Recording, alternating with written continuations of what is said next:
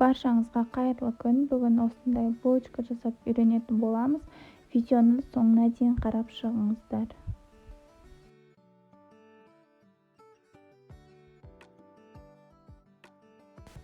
Ең алдымен ыдысымызға жылы сүтімізді құйып, оның үстіне ванилин, тұз, шекер, ашытқы және де жұмыртқамызды салып, біркелкі болғанға дейін жақсылап араластырып аламыз.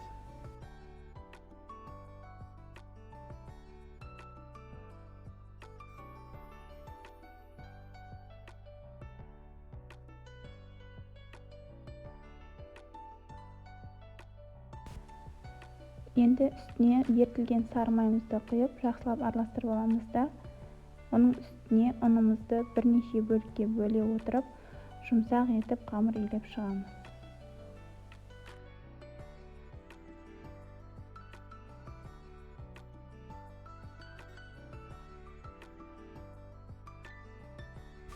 Осындай жұмсақ қамыр болады, 1 сағатқа ашытуға қойып қоямыз.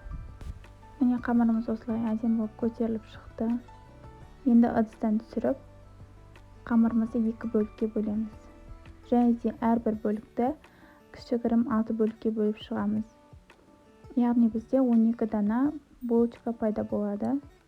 Егер де көбірек жасағыларыңыз келетін болса, осыны 2 еселендіріп жасасаңыздар болады.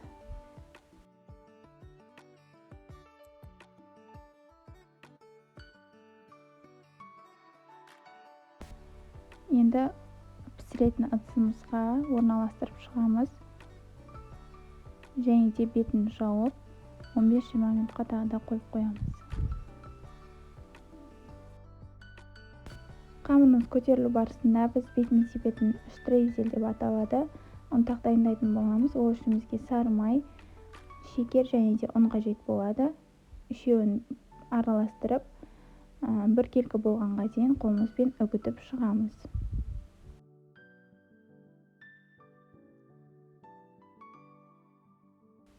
Міне бізде осындай ұнтақ пайда болады. Осылай бетін целлофанмен жауып қойған болатынмын. Көтеріліп шыққаннан кейін ортасына варенка салуға орын дайындаймыз. Осылай кішкентай банканың басымен басып шықтым. Қолмен жасасаңыздар да болады. Мен ортасына варенка салдым. Сіздер варенканың орнына джем, шоколадный паста, немесе варенье секілді өздеріңіздің қалауыңызға қарай сала берсеңіздер болады.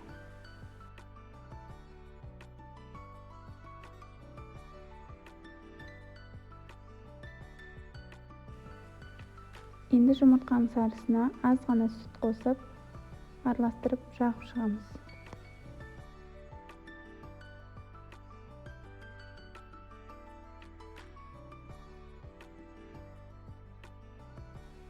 Жаңағы дайындап алған штрейзельді бетіне сеуіп шығамыз.